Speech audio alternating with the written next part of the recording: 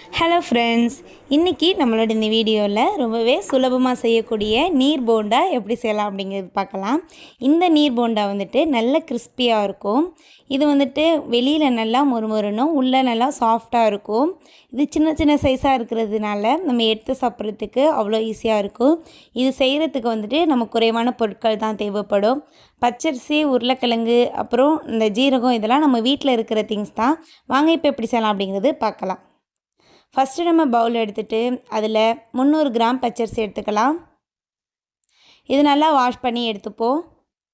இந்த பச்சரிசி வந்துட்டு நல்லா 3 தடவைக்கு நல்லா கழுவி எடுத்துகிட்டு ஊற வச்சுக்கணும். இது நல்லா அலசிக்கலாம்.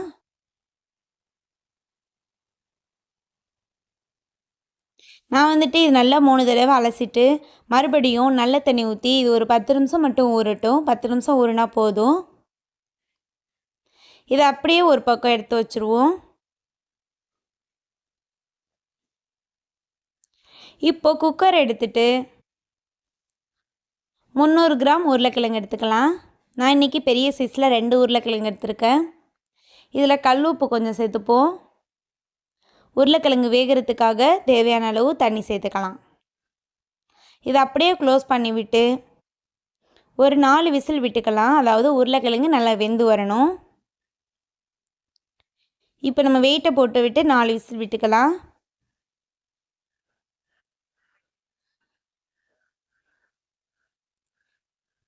இப்போ உருளைக்கிழங்கு ஒரு பக்கெட்டு வெந்துட்டுருக்கு. நமக்கு அரிசி வந்து 10 நிமிஷம் நல்லா ஊறிடுச்சு. இப்போ இதை வந்து அரைச்சி எடுத்துக்கலாம். மிக்ஸி ஜார் எடுத்துக்கலாம். சின்ன மிக்ஸி ஜார் எடுத்துக்கோங்க. அப்போ தான் நமக்கு நல்லா பேஸ்ட்டாக அரையும். இப்போ நம்ம இது 2 பகுதியாக போட்டு அரைச்சி எடுத்துக்கலாம்.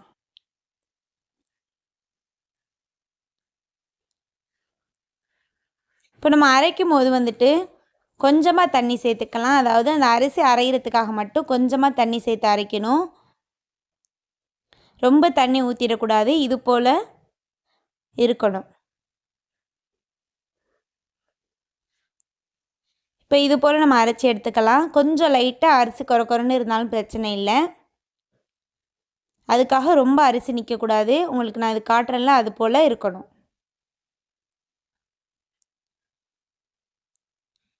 இப்போ இந்த மாவு எல்லாத்தையுமே ஒரு பவுலுக்கு மாற்றியாச்சு. இதே போல் பாக்கி இருக்கிற எல்லா அரிசியுமே வந்துட்டு அரைச்சி எடுத்துக்கலாம்.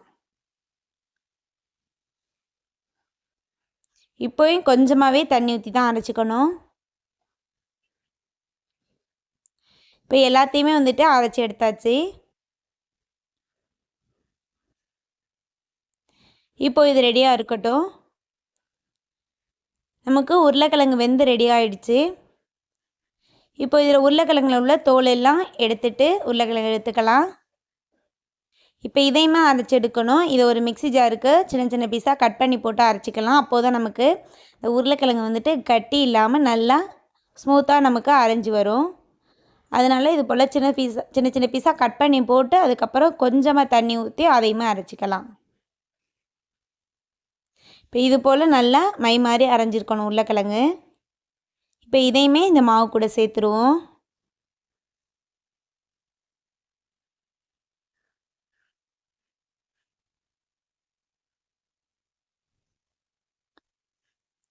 இப்போ நம்ம வந்துட்டு பச்சரிசி உருளைக்கிழங்கு 2 சேர்த்தாச்சு.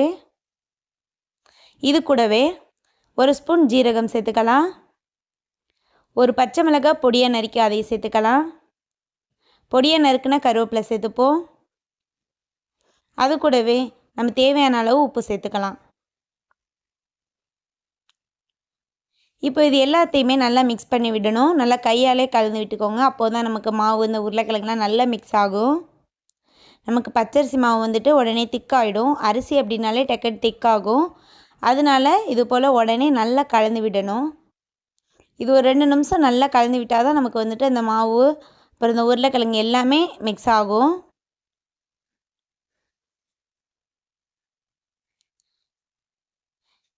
நமக்கு இப்போ பாருங்கள், நான் உங்களுக்கு காட்டுறேன். இது போல் நமக்கு ரெடி ஆகணும். எடுத்து போட்டோம் அப்படின்னா அந்த ரவுண்டு வந்து விழணும். இப்போ நம்ம பொரிக்கிறதுக்கு சட்டி வச்சுட்டு நல்லா சூடாகட்டும்.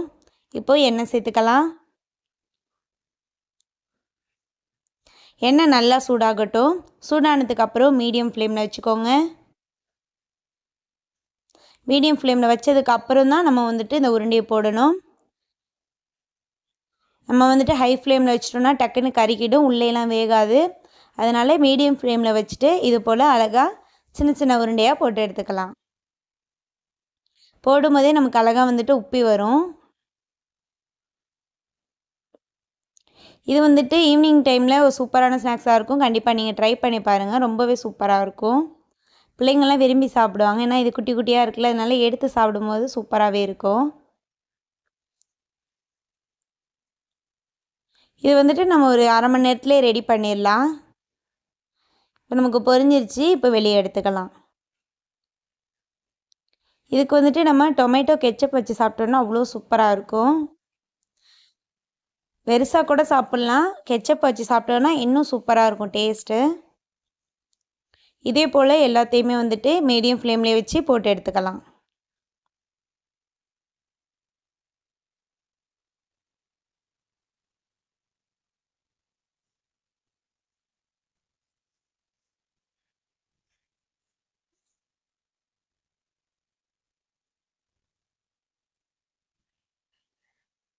கொஞ்சம் அகலமான பாத்திரமாக வச்சுக்கிட்டோன்னா அப்படின்னா நமக்கு வந்து சீக்கிரமாக முடியும். கொஞ்சம் ஃப்ரை ஆனதுக்கு அப்புறம் திருப்பி போட்டுட்டு மறுபடியும் எடுக்கணும்.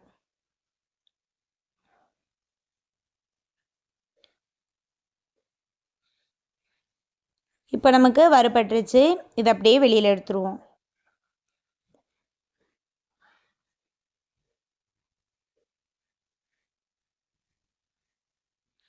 அவ்வளோதான், நமக்கு சூப்பரான நீர் போண்டா ரெடி ஆயிடுச்சு.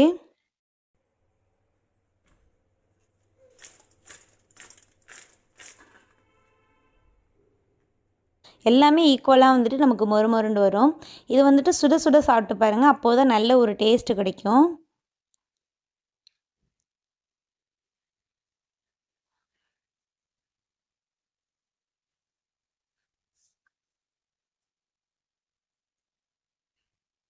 அவ்வளோ சூப்பராக வந்திருக்கு.